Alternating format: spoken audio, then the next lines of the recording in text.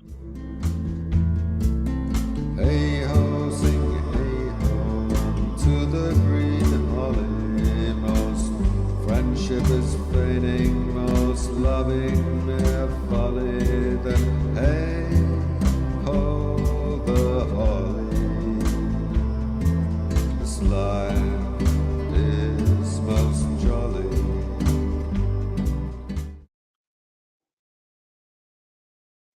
Hello, everybody. Welcome to the season premiere for the 2024 season of the Wheel of Shakespeare Challenge. I had been away for a while. Our long bereavement hiatus is over, and we got a pretty decent turnout for our opening episode of the Wheel of Shakespeare Challenge for 2024. I got myself, John, Brannon, Henry, Sheila, Bill, and Maggie to perform randomly chosen by the wheel monologues and scenes from Shakespeare for everybody. We have the randomly chosen order, and John had emailed me before he's gonna have to leave early, so he's requested to go first, and that's fine. We'll put John in; he can go first, and Bill, you are on deck. You will go after John goes, and let me get the wheel up.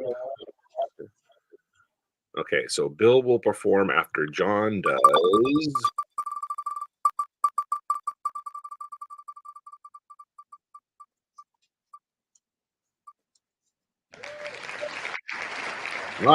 Macbeth is just a dagger here. Okay. Literally 3 and 1. Act 2, scene 1. Oh, Act 2. Thank you for that. Act 2, scene 1. So okay. Yeah, okay. Should be ready here just in a minute. Macbeth. Act 2, scene 1.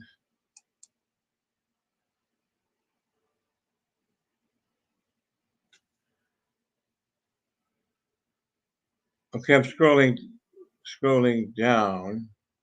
What is the first line again, please? So sorry. What is the first line? Is this the dagger which I see before me? Oh.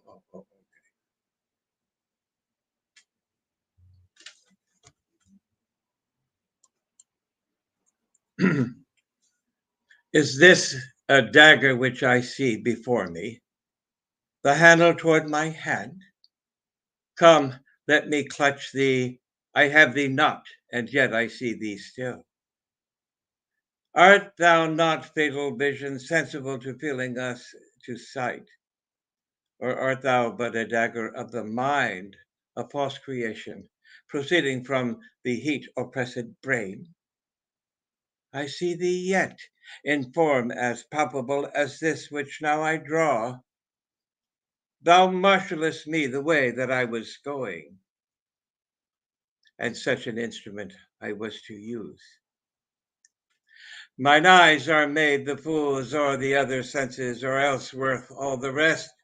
I see thee still, and on thy blade and dungeon gouts of blood, which was not so before. There's no such thing. It's the bloody business which informs thus to make mine eyes. Now o'er the one half-world nature seems dead, and wicked dreams abuse that curtained sleep. Witchcraft celebrates pale Hecate's offerings, and withered murder alarmed by his sentinel, the wolf, whose howls his watch. Thus with his stealthy pace, with Tarquin's ravishing strides towards the design, moves like a ghost. Thou sure and firm set earth, hear not my steps, which way they walk, for fear thy very stones prate of my whereabout, and take the present horror from the time which now suits with it. Whiles I threat, he lives, words to the heat of deeds too cold breath gives. I go, and it is done.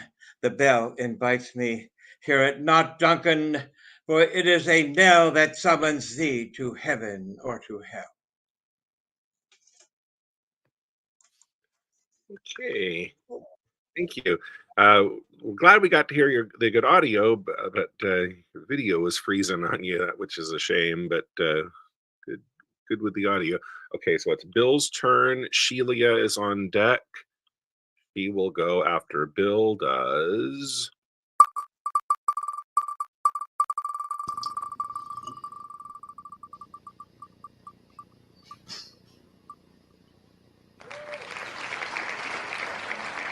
Simon, let me look. Let me recently had. I don't think anyone's done this one yet before. I don't think so.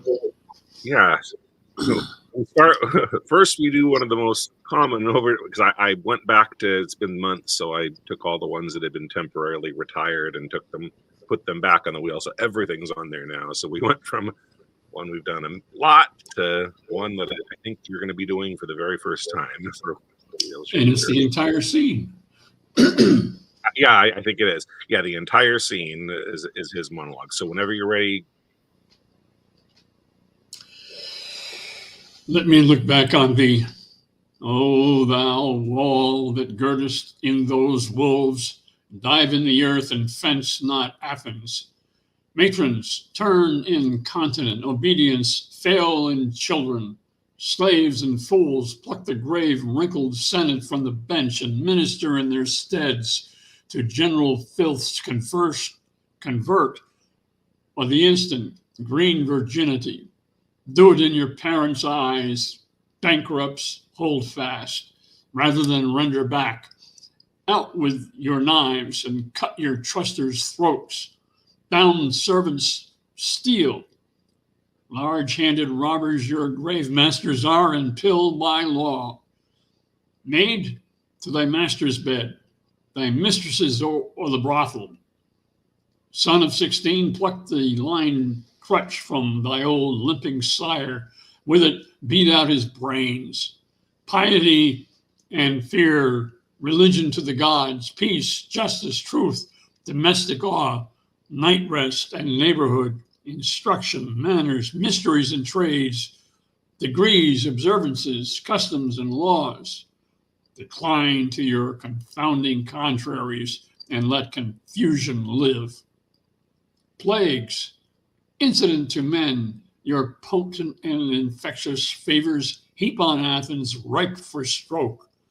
Thou cold sciatica, cripple your senators that their limbs may halt as lamely as their manners. Lust and liberty creep in the minds and marrows of our youth, that 'gainst the stream of virtue they may strive and drown themselves in riot. Itches, brains, sow all the Athenian bosoms, and their crop be general leprosy. Breath infect breath at their society, as their friendship may merely poison. Nothing I'll bear from thee but nakedness, thou detestable town. Take thou that too with multiplying bands. Time and will to the woods, where he shall find the unkindest beast more kinder than mankind. The gods confound. Hear me, you good gods all, the Athenians both within and out that wall, and grant, as Timon grows, his hate may grow to the whole race of mankind, high and low. Amen. Okay, nice. Good introducing that one to us. Good first performance of Timon for the Wheel of Shakespeare. Sheila, it is your turn, and then Maggie, you're on deck. Maggie will go after Sheila does. Spinning the wheel for Sheila.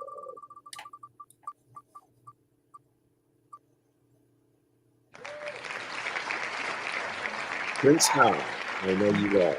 Henry the Fifth, Part 1, Act 1, Scene 2. It's the very end after Falstaff leaves and he does direct address to the audience.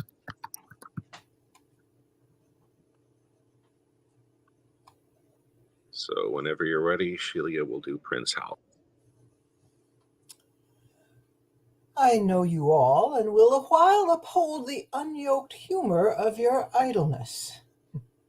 Yet herein will I imitate the sun, who doth permit the base contagious clouds to smother up his beauty from the world, that when he please again to be himself, being wanted, he may be more wondered at by breaking through the foul and ugly mist of vapors that did seem to strangle him.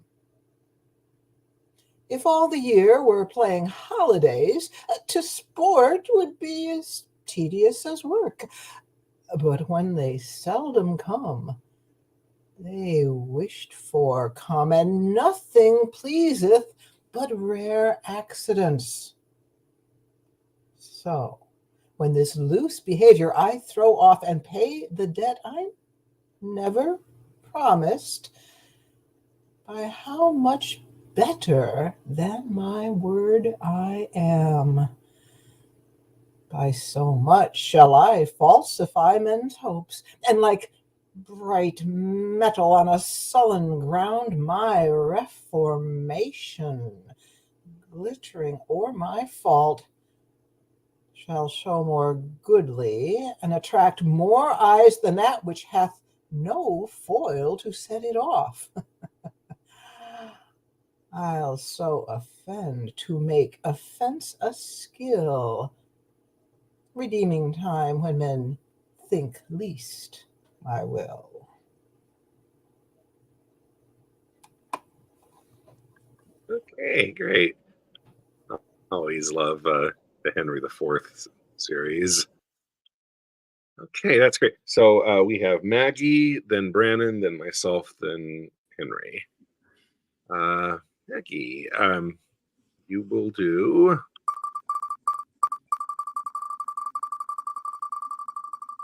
So Brannon is on deck. She'll go after Maggie does. I hate them all. Oh, I hate them more. Yay! Can you just hang on until I actually get to it? So Okay. 3. And it actually starts. I think it starts with "Thus do I ever make my fool." Okay. I'm using a version that may not have the same lines. Okay, so Othello 1, 3. Okay, 1. I think it's the very end of the scene after. Yeah. everyone. All right. Tragedies. Othello 1, 3. Open text. Come on. 1, 3. Council chamber. Scrolling. Oh, there's a lot of Othello. Oh, it's a long scene. Yeah, very long scene. Wrap it up with this devilish monologue. Thus do I ever make my fool my purse? No. Yeah, yes, that's how it starts. Is it? Okay. All right. Thus do I ever make my fool my purse. For I mine own gained knowledge should profane if I would time expend with such a snipe, but for my sport and profit. I hate the Moor, and it is thought abroad that twixt my sheets he hath done my office. I know not if it be true, but I, for mere suspicion in that kind, will do as if, for surety, he holds me well, the better shall my purpose work on him. Cassio's a proper man. Let me see now. To get his place and to plume up my will in double knavery? How? Let's see. After some time, to abuse Othello's ear that he is too familiar with his wife.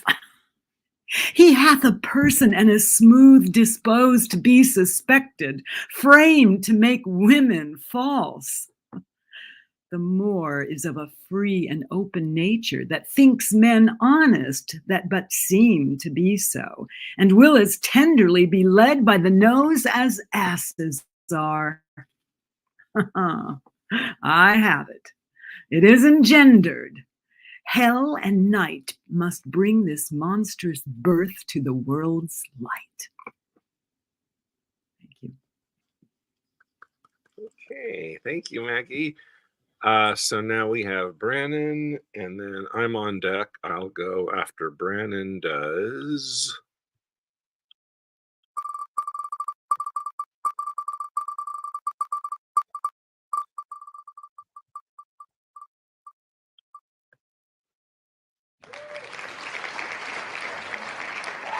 Gaius Marcius, soon to be Coriolanus. This is before he takes the name after his victory over Corioli. And this is the first scene, I think, it's after Menenius is lecturing the plebeians, and then Marcius enters.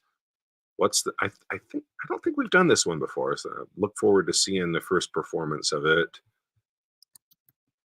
Gaius Marcius. It's Act 1, Scene 1 of Coriolanus. Whenever you're ready.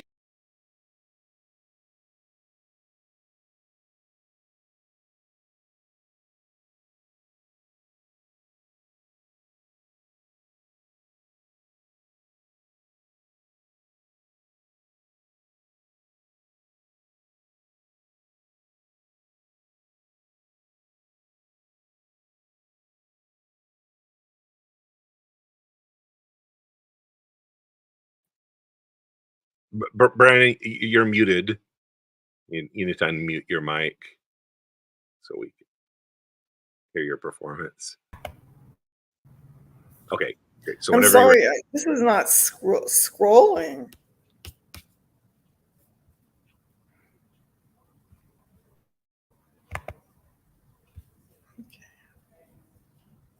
What was the first line? I'm sorry, I lost the page. Oh, geez, I closed it. I'm trying to remember. I know it's Coriolanus, Act 1, Scene 1. My computer's not scrolling.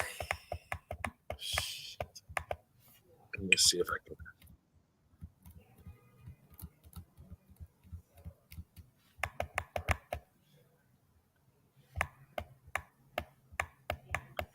I think he makes his big entrance speaking after all the different citizens have spoken to Menenius.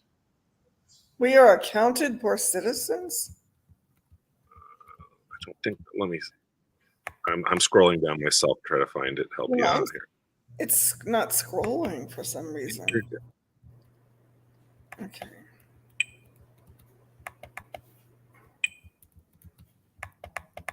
Second citizen?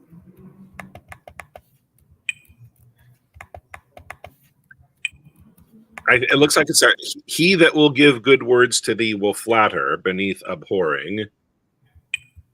Okay, and it's which citizen? Or actually, hail noble Marcius, thanks, what's the matter, you dissenting rogues? And I think the first citizen will say a quick line. I think I would just say you can go continuously. There's a couple other characters will say like a quick line. You can just ignore them and just kind of keep going to make it along. I would actually, if I were doing this, I would start with thanks, what's the matter, you dissentious rogues, and then just ignore when the citizen says we just keep going. So thanks, what's the matter, you dissentious rogues? Yeah, my computer is not scrolling. That's okay. I'll give you a minute. I'll go and I'm going to go and spin for myself and go. You've been assigned that one. I'll come back to you okay. after I've done Okay, mine. that's fine. Give you some time to find it. Look for what's the matter, you dissentious rogues? What's the matter, you dissentious rogue? Okay, so I'm going to spin for myself now while she looks for her monologue. So I am going to do.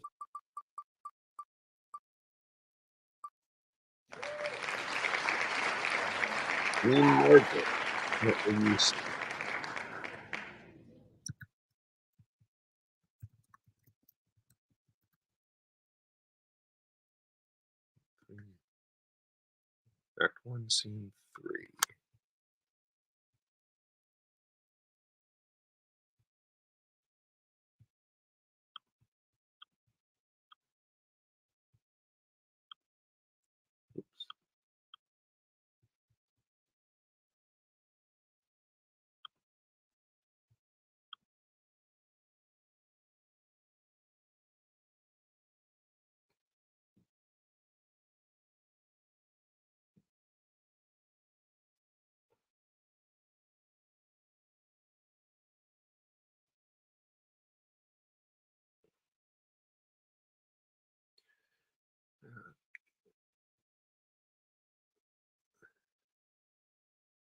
It's another long scene I gotta scroll through to find the monologue.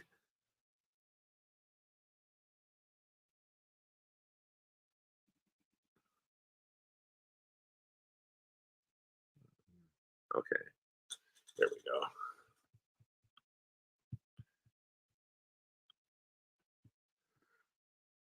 What? Were you snarling all before I came? Ready to catch each other by the throat and turn you all your hatred on me? Did York's dread curse prevail so much with heaven, that Henry's death, my lovely Edward's death, their kingdom's loss, my woeful banishment could all but answer for that peevish brat? Can curses piece the clouds and enter heaven? Why then give way, dull clouds, to my quick curses. If not by war, by surfeit die your king, as ours by murder, to make him a king. Edward, thy son, which now is Prince of Wales. For Edward, my son, which was Prince of Wales, died in his youth by like untimely violence. Thyself a queen, for me that was a queen outlive thy glory, like my wretched self. Long mayest thou live to wail thy children's loss, and see another, as I see thee now, decked in thy rights, as thou art stalled in mine. Long die thy happy days before thy death, and after many lengthened hours of grief die neither mother, wife, nor England's queen.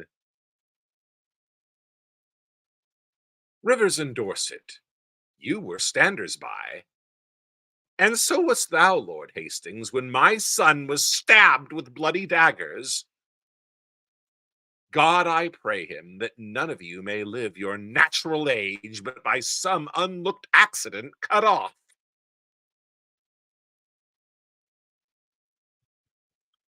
Okay. Brandon, were you able to find? I still haven't found it. Okay, we'll spin for Henry, give you some more time to find that while Henry takes his turn. Okay, so Henry, you can do. You could always spin for Brandon to do another piece. I think it's well, she can if it's she can do the other. I think it's her computer. Whatever she spins. Imogen, Go for a Horse with Wings. Cymbeline, Act 3, Scene 2.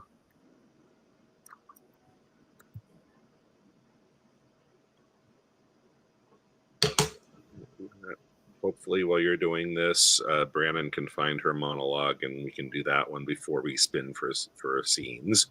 So, whenever you're ready, Henry. 3-2.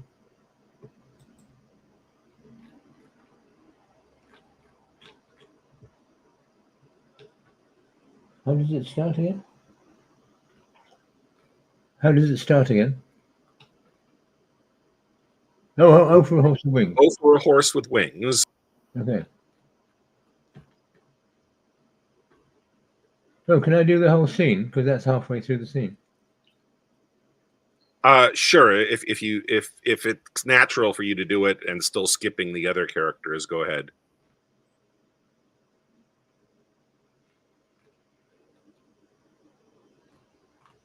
No, it's just that speech is it's just a long speech, and where you said to come in is anyway, I'll do it.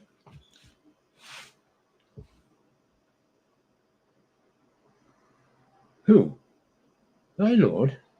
That is my lord, Leonatus? Oh, learned indeed was that astronomer that knew the stars as I his characters. Here lay the future open. You good gods, let what is here contained relish of love, and my lord's health of his content, yet not that we two are asunder. Let that grieve him. Some griefs are mendicable. That is one of them, for it doth physic love. of his content, all but in that. Good wax thy leave. Blessed be you bees that make these locks of counsel. Lovers and men in dangerous bonds pray not alike, though forfeiters you cast in prison, yet you clasp young Cupid's tables. Good news, gods! Ah, justice, and your father's wrath should take me in his dominion, could not be so cruel to me as you. Oh, the dearest of creatures would even renew me with your eyes. Take notice that I am in Cambria, at Milford Haven. What your own love will out of this advise you, follow. So he wishes you all happiness that remains loyal to his vow and your increasing love. Leonatus Posthumus. Oh, for a horse with wings! Hearest thou, Pisanio? He is at Milford Haven. Read and tell me how far 'tis thither. If one or mean affairs may plod it in a week, why may not I glide thither in the day? Then, true Pisanio, who longest like me to see thy lord, who longest let me bait, but not like me, yet longest but in a fainter kind, oh, not like me, for mine's beyond, say and speak thick. Lover's counsellor should fill the bores of hearing, and to the smothering of the sense, how far it is to that same blessed Milford. And by the way, tell me how Wales was made so happy as to inherit such a heaven. But first of all, how we may steal from hence, and from the gap that we shall make in time from our hence going and our return to excuse. But first, how get hence? Why should excuse be born or e'er be got? We'll talk of that hereafter. Prithee, speak, how many scores of miles may we well ride twixt hour and hour? Tell me.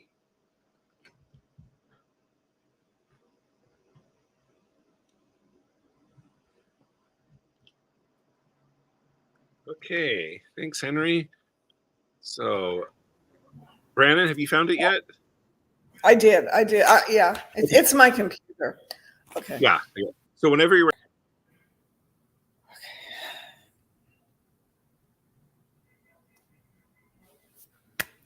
Thanks. What's the matter, you dissentious rogues? That rubbing the poor itch of your opinion make yourselves scabs. He that will give good words to thee will flatter beneath abhorring. What would you have, you curs, that like nor peace nor war? The one affrights you, the other makes you proud. He that trusts to you, where he should find you lions, find you hares. Where foxes, geese, you are no surer, no, than is the coal of a fire upon the ice, or hailstone in the sun. Your virtue is to make him worthy whose offense subdues him, and curse that justice did it who deserves greatness. Deserves your hate, and your affections are a sick man's appetite, who deserves most that which would increase his evil. He that depends upon your favorite swims will with fins of lead and hews down oaks with rushes. And ye, trust ye, and with every minute you do change a mind and call him noble that was now your hate, him vile that was your garland. What's the matter? But in these several places of the city, you cry against the noble senator who, under the God, keep you and all which else would feed on one another. What's their seeking?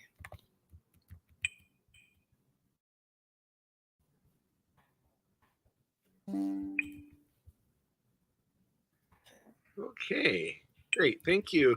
So thank you everyone for the good performances on the monologues. Now and John, as expected, had to leave us, so we've got 6 players left. Let's spin the other wheel to get scenes to provide roles for the 6 of us. And we'll choose again in the reverse order in which you were chosen for monologue. Oh, good one. Macbeth and Lady Macbeth, Act 1, Scene 7.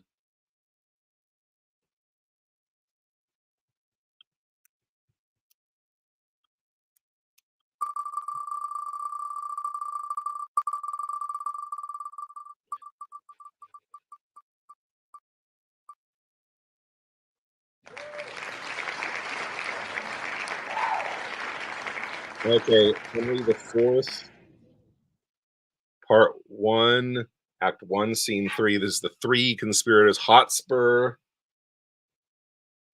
Northumberland, his father and his uncle, and Worcester. So that's a 3-person scene. So then the 6th choice will be to do a second monologue. Okay, so the 6 choices that we'll start with Henry, then myself, and then Brandon. The reverse order that we spun in for the monologues. We'll choose between Macbeth or Lady Macbeth in Act 1, Scene 7, Hotspur, Northumberland, Worcester, or a second monologue. Henry, what would you like? Lady Macbeth, please. Lady Macbeth. I will check. Let's see. Oh, wait a minute, hang on. Oh yeah, Lady Macbeth, yes. Take Hotspur.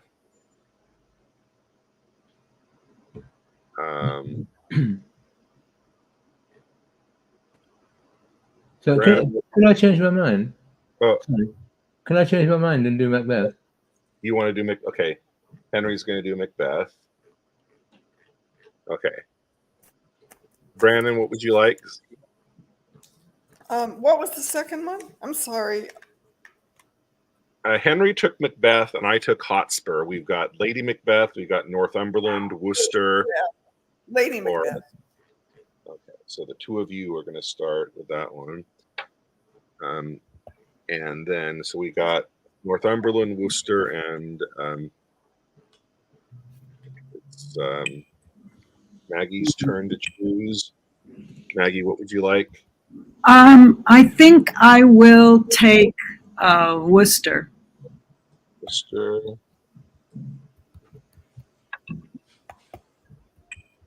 And then Sheila, what would you like? Northumberland. Northumberland.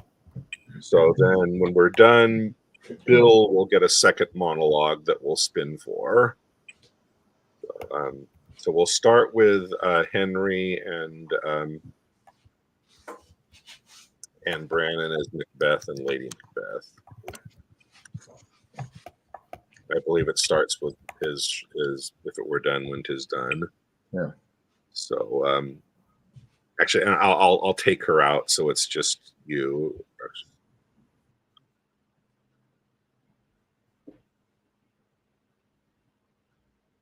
If it were done when 'tis done, then 'twere well it were done quickly.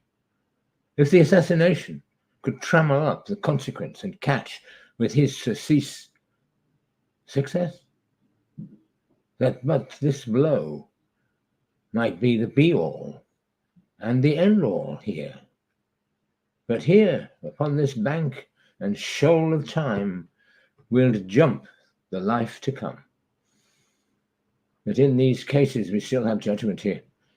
Did we but teach bloody instructions which, being taught, return to plague the inventor?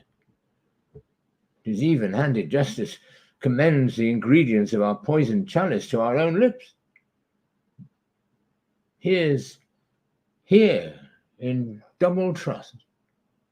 First, as I am his kinsman and his subject, strong both against the deed. Then, as his host, who should against his murderer shut the door, not bear the knife myself? Besides, this Duncan hath borne his faculties so meek, hath been so clear in his great office, that His virtues will plead like angels, trumpet-tongued against the deep damnation of his taking off.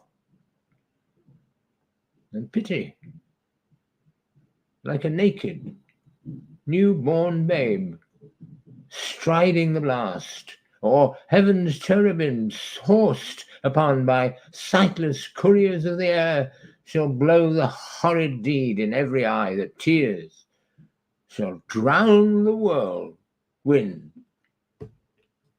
I have no spur to prick the sides of my intent, but only vaulting ambition, which all leaps itself and falls on the other.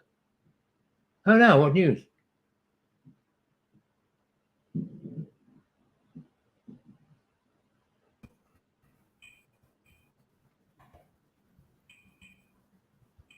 I'm going.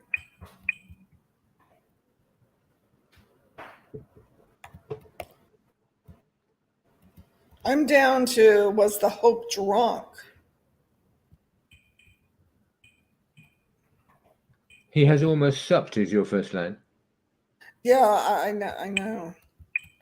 I just can't find it.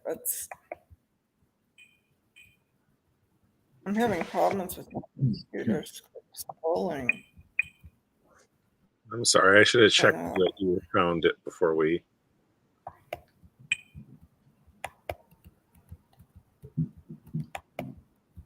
Has he stopped? No, you're not. He has. This is.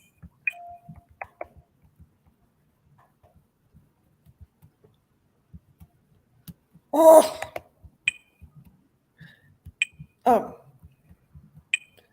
Okay. He has almost supped. Why have you left the chamber? Hath he asked for me? No, you're not. He has. We will proceed no further in this business. He hath honoured me of late, and I have bought golden opinions from all sorts of people, which would be worn now in their newest gloss, not cast aside so soon. Was the hope drunk? Wherein you dressed yourself? Hath it slept since? And wakes it now to look so green and pale at what it did so freely? Oh, from this time, from such I account thy love, art thou afeared to be the same in thine own act and valor as thou art in desire? Wouldst thou have that which thou esteemest the ornament of life, and live a coward in thine own esteeth? Letting I dare not wait upon, I would, like the poor cat in the adage. Prithee, peace. I dare do all that may become a man. Who dares do more is none.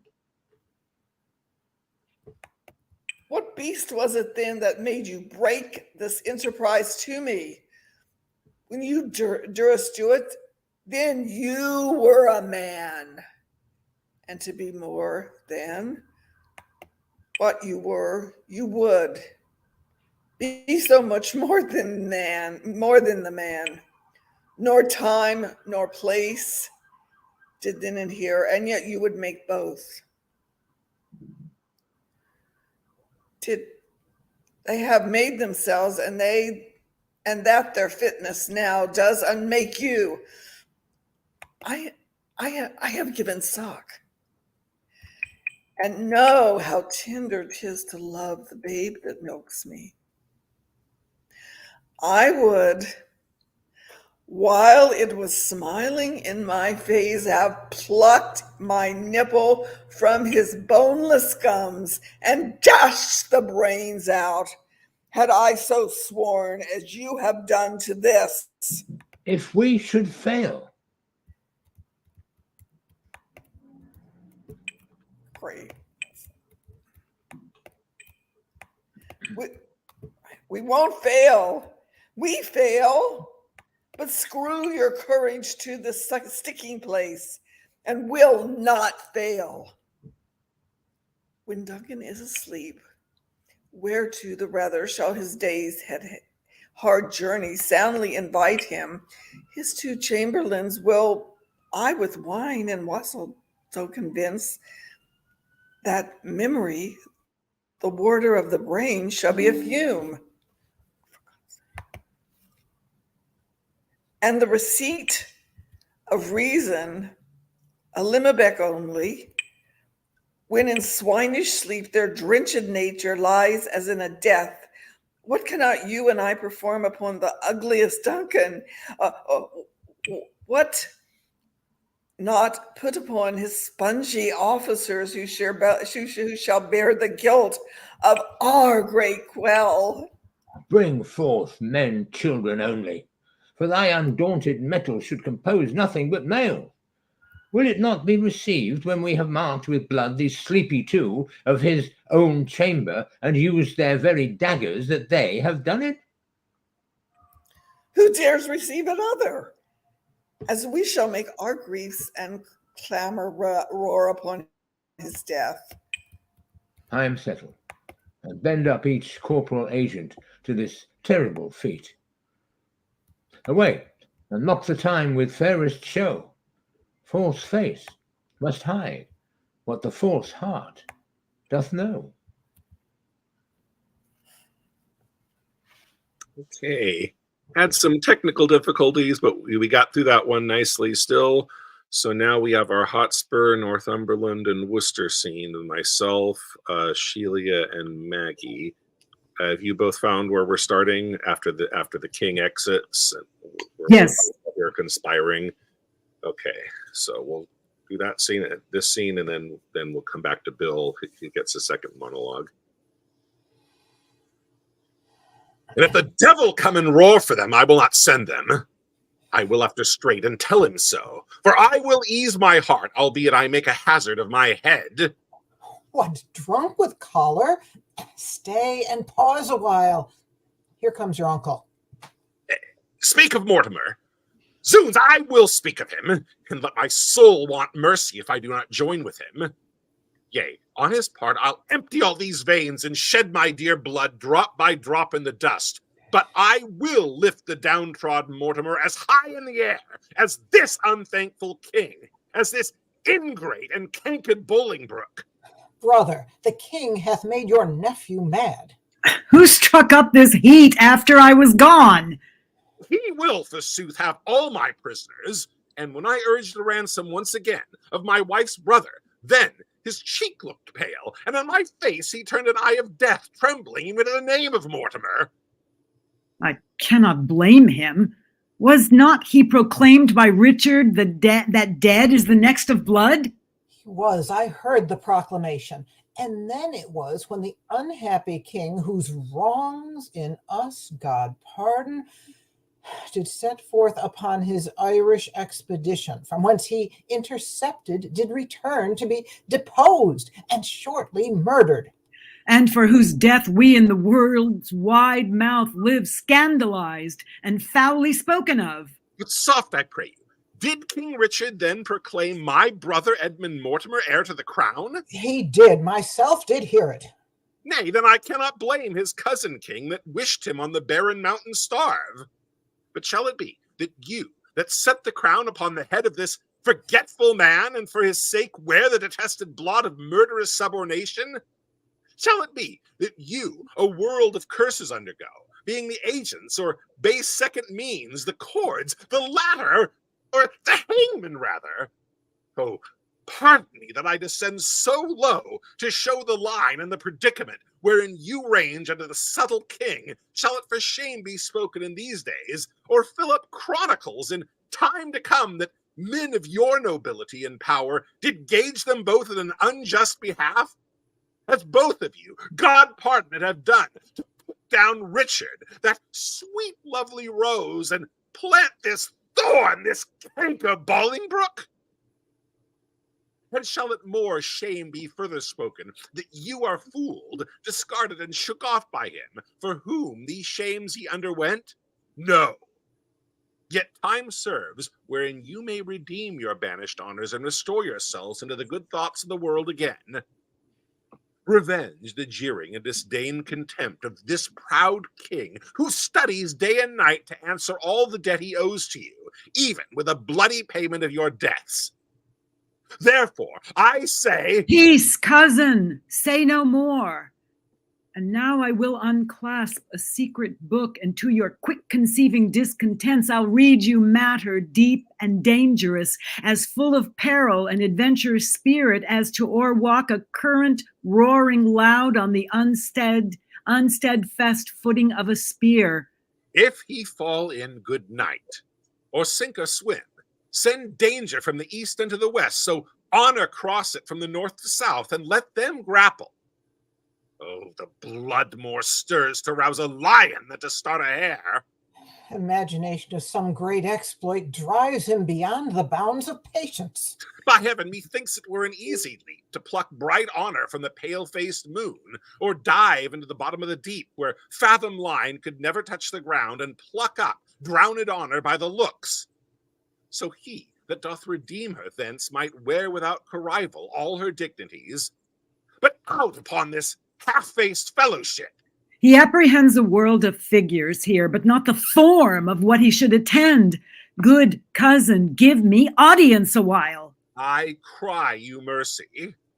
These same noble Scots that are your prisoners. I'll keep them all. By God, he shall not have a Scot of them. No, if a Scot would save his soul, he shall not. I'll keep them by this hand. You start away and lend no ear unto my purposes. Those prisoners you shall keep. I will, that's flat. He said he would not ransom Mortimer, forbade my tongue to speak of Mortimer. But I will find him when he lies asleep, and in his ear I'll hollow Mortimer. Nay, I'll have a starling shall be taught to speak nothing but Mortimer, and give it to him to keep his anger still in motion. Hear you, cousin, a word. All studies here I solemnly defy, save how to gall and pinch this Bolingbroke. And that same sword and buckler, Prince of Wales, but that I think his father loves him not, and would be glad he met with some mischance, I would have him poisoned with a pot of ale. Farewell, kinsman. I'll talk to you when you are better tempered to attend. Why, what a wasp-stung and impatient fool art thou to break into this woman's mood, tying thine ear to no tongue but thine own. Why, look you, I am whipped and scourged with rods, nettled and stung with pismires, when I hear of this vile politician Bolingbroke. In Richard's time, what do you call the place? A plague upon it. It is in Gloucestershire. 'Twas where the madcap duke, his uncle, kept his uncle York, where I first bowed my knee unto this king of smiles, this Bolingbroke, Spot! When you and he came back from Ravensburg. At Berkeley Castle. You say true.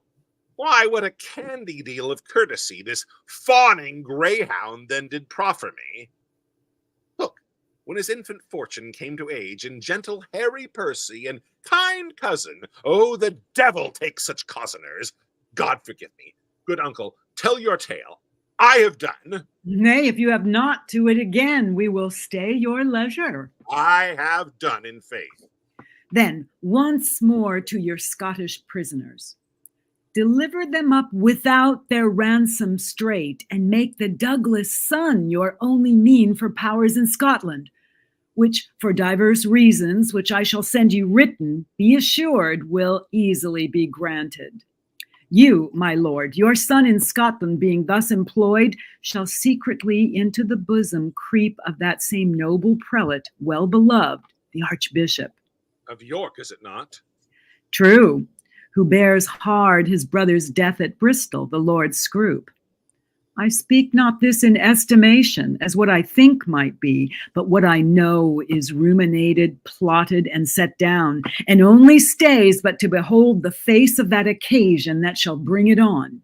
I smell it upon my life. It will do well.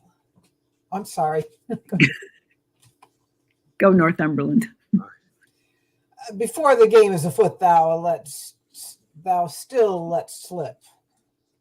Why, it cannot choose but be a noble plot. And then the power of Scotland and of York to join with Mortimer, huh? And so they shall. In faith, it is exceedingly well aimed. And 'tis no little reason bids us speed to save our heads by raising of a head. For bear ourselves as even as we can, the king will always think him in our debt, and we think ourselves unsatisfied, till he hath found a time to pay us home. And see already how he doth begin to make us strangers to his looks of love. He does. We'll be revenged on him. Cousin, farewell. No further go in this than I by letter shall direct your course.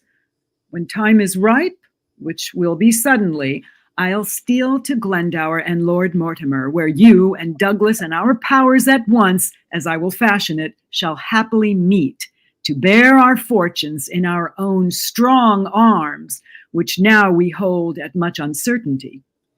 Farewell, good brother. We shall thrive, I trust.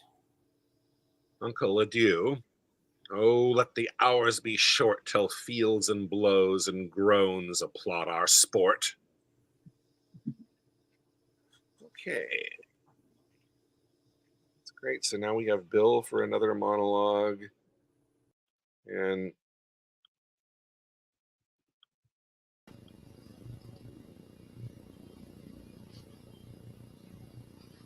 okay, spinning for the second monologue for Bill.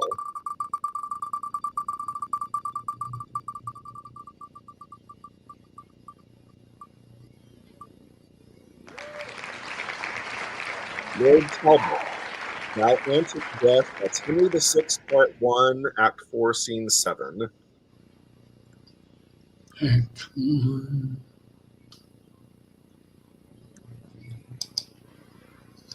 Or 7.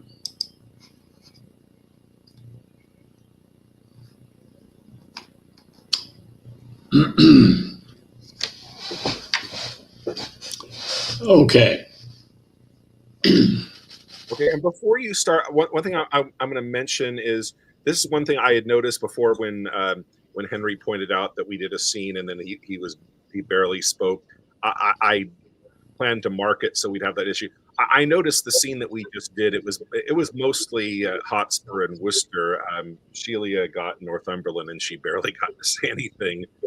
So I'm going to mark that on my list from now on, so that when that comes up, that won't say that the people that the role is so small it won't count as your turn. So because of that, if Sheila wants to do another monologue when Bill is done, she's welcome to go again because she was mostly left out of that last scene we did. So anyway, Lord Talbot.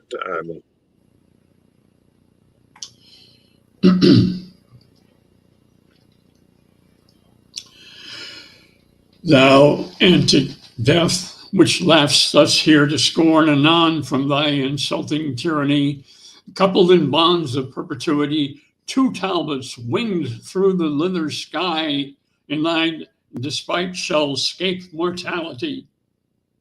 O thou whose wounds become hard-favored death, speak to thy father ere thou yield thy breath. Brave death by speaking, whether he will or no. Imagine him a Frenchman and thy foe. Poor boy, he smiles, methinks, as who should say, had death been French, then death had died today. Come, come, and lay him in his father's arms. My spirit can no longer bear these harms. Soldiers, adieu. I had what I would have. Now, my old arms are young. John Talbot's grave. Scene. Okay, thanks. So lastly, we're going to wrap up. Sheila, who I inadvertently got kind of left out of that last scene, she barely got to say anything, so we'll make that one not where it comes up where we need a character for a scene, but they don't get to speak very much. We won't make that kind of a good thing. So we'll let her do another monologue before we call it a day. So Sheila is going to do. Oh, good. After the three of us railed against you, now, now you'll be him. This is the conclusion of Richard II, setting things up for the events in the play that we just did, the three of us. So, thou did often, I think I say something like, thou did often speak of wanting him dead. And you reply,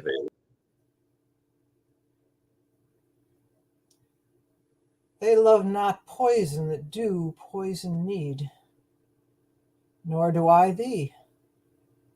Though I do wish him dead, I hate the murderer. Love him murdered. The guilt of conscience take thou for thy labor, but neither my good word nor princely favor. With Cain, go wander through the shades of night, and never show thy head by day nor light. Lords, I protest.